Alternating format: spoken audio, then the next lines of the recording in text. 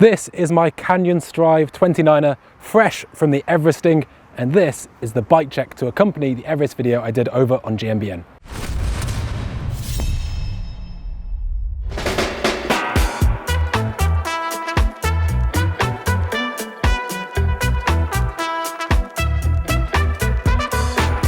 As you can see, it is still just as muddy as when I finished. I wanted to kind of leave it in a resting state for this video, just to hopefully illustrate the full horror or extent of the day. Absolutely fantastic bike that I really enjoyed riding. It didn't really put a foot wrong. I'd only had the bike for a few days before starting, so there was perhaps an element of bedding in. I think the axle came loose, but apart from that, it was absolutely flawless. Certainly a big ride, and certainly a baptism of fire for a new bike.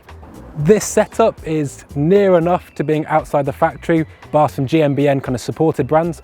For me, I'm really lucky to ride these bikes, and to be honest, I don't have the gall to be like, oh, I need a cross-country bike and all this sort of stuff. This is my bike that I really enjoyed riding it the week before, and I just thought it was fantastic. If I hadn't done it on this bike, I would have done it on my Mega. It was just a case of, I love mountain biking, and it was about that, an expression of enjoyment of mountain biking. And like I said, it does have the shapeshifter, which seems to cover all the bases. By going into that climbing mode, it basically adds about 1.5 degrees to the head angle, and it also steepens up the seat angle. So it's really such a comprehensive trail bike. It seems to cover all the bases. So this Canyon Strive is in a size large. I'm 183 centimeters tall, so pretty much 6 foot on the nose, and it's a great fit for me. It's a 470mm reach and a 66.5 degree head angle. You can get one that comes with a 170mm fork, which takes it down to a 66 degree head angle, but this one actually feels really good. Full carbon, front and rear triangle. Somewhere underneath all that mud is actually a really generous down tube protector. I really like that Canyon offer that from stock. They also offer some protection there for that secondary shock that actuates this shapeshifter, which is really nice.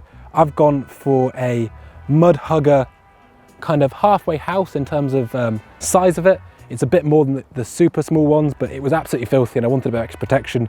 But no, it's really nice. I think stuff like that really does protect your investment in terms of rock strikes, especially on the down tube, and also it stops all that mud getting into the seals on your fork, which could potentially cause some damage later on down the line. For the wheels, I was actually really lucky just before the challenge itself to be in delivery of these FSA Gradient carbon wheels, which it felt like Christmas. They're absolutely, well, it's just super fortunate and a privilege to be able to ride this stuff. It's a 29 inner diameter for the rim, and I'm running some kind of pretty, they're 2.4 inch tires, both front and back, but they're quite voluminous. They are big tires. It's a Baron on the front and a Trail King on the back, which for UK riding, it seems to be a really good mix. I'm running the Apex Protection Conti's tubeless ready front and back, and that comes with the Continental sealant as well, both in black chili compound. And to be honest, I find those are all really nice compromises between lightweight, stability and protection. I was running 22 PSI in the front, which is pretty low, and 25 in the back, but it really kind of suited the course, and hopefully, at least, when I'm running that sort of stuff, it's because I'm not hitting turns that hard, no massive compressions, but I wanted something quite supple to be able to support me through the looser braking, that varied surface that I was getting on the downhill run. The hubs are also FSA to match the carbon rims. Straight pull, relatively low spoke count, and yeah, another pleasure to ride. On the back, I'm running a Fox DPX2 shock. It has got a climb switch, although to be honest, thanks to the shapeshifter, I didn't reach for it once. In the shapeshifter, I'm running it about 190 PSI, so very close to its 200 PSI threshold, just because I want to have a really distinctive movement once I press the button to change between the two modes. It's got 150mm of travel at the back, and that can actually be adjusted via the shapeshifter, which puts it to 120mm, I think. So basically really shores up the bike under pedaling, so it meant that I had basically a trail bike on the climbs and an enduro bike on the descents. I think that 150 mark is pretty good for riding around in the area, and yeah, for me that's kind of where I gravitated towards, for just a good all-round trail bike that is fun to ride going up and down. On the front, I've got a Fox 36 with a Fit 4 damper.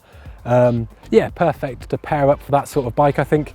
It's got an Evol, so that larger capacity air chamber, and I'm running 3 spacers in there, which kind of, it really gives me the characteristic I want. Nice and supple, but loads of support, and I'm running 80 PSI in the front. In terms of braking, I've got some XT 4-pots. On the front, I'm running a 203mm rotor, and on the back, a 180.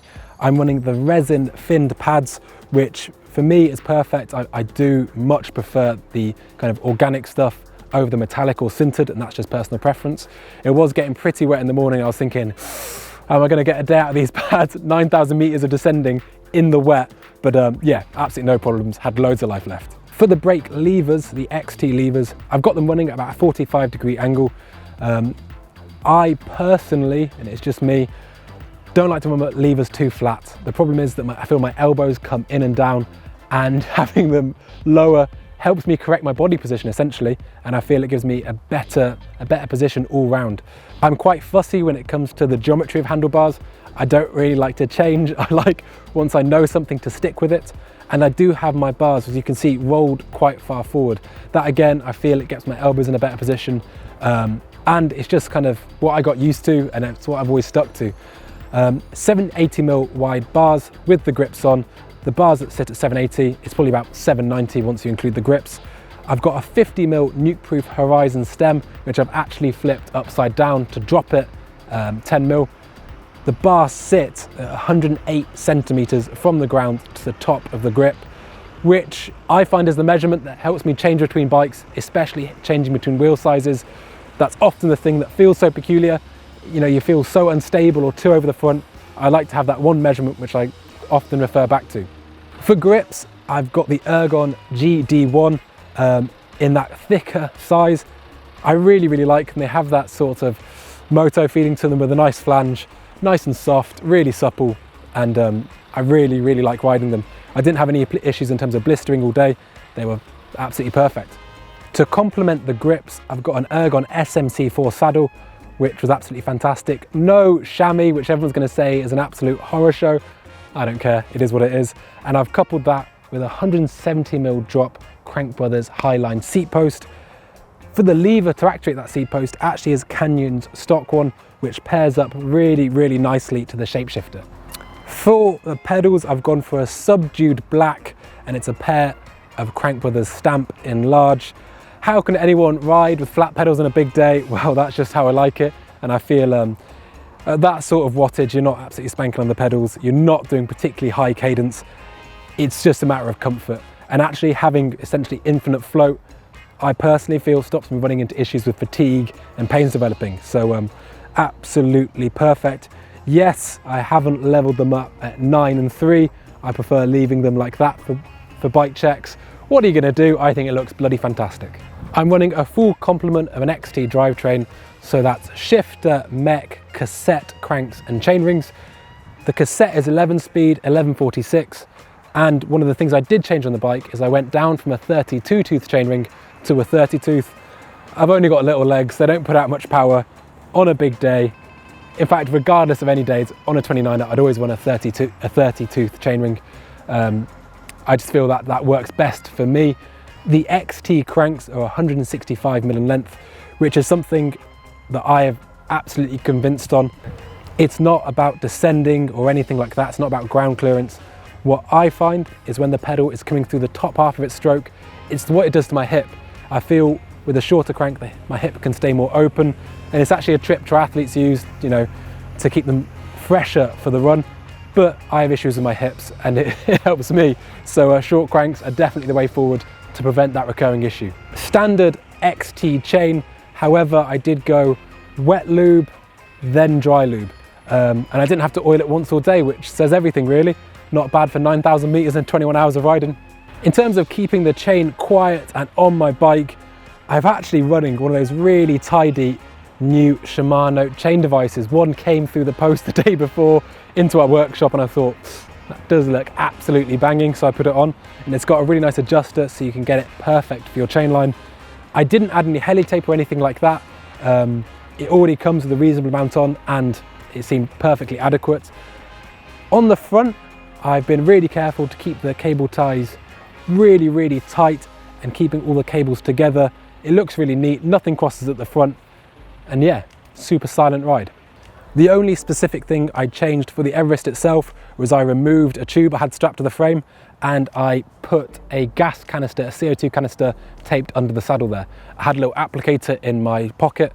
My theory being that if I had a puncture or something, it would at least get me to the bottom of the hill. It wasn't a very long run.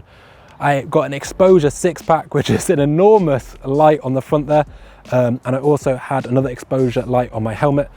And I got a Garmin 830 GPS, which was absolutely fantastic. It was probably, I'd say it was like the standout of the ride. After the ride, 21 hours, and it still had 48% battery left after giving me a really clear, well-lit display all day, which I was kind of amazed by.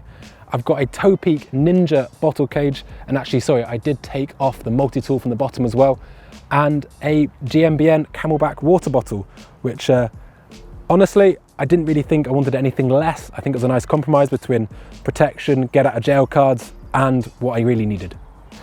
As you can see on my rear tyre, there are some folding marks from high load. To be honest with you, for the vast majority of my day, I was really enjoying my riding. I was hitting turns hard, I was hitting all the jumps. It was only when the darkness fell about 11 o'clock at night, half 11, after what's that, 20 hours of riding, that I did start to get a bit tired and I started getting really sketchy riding. But during the day, honestly, I was having a great time and the bike handled it superbly. So there it is, my Canyon Strive in all its filth and glory. I hope this video was informative, and get in the comments below, let me know how you would set up your bike to do 9,000 meters of climbing and 82 downhill runs in one day. Now, if you want to keep with the bike checks, check out the awesome thing that Doddy did with Tom Wheeler, where he checks out his adaptive, not broken bike. It's absolutely fantastic. And if you're wondering what the hell I'm talking about, check out my video on GMBN when I did the Everest itself. Don't forget to like and subscribe. Cheers.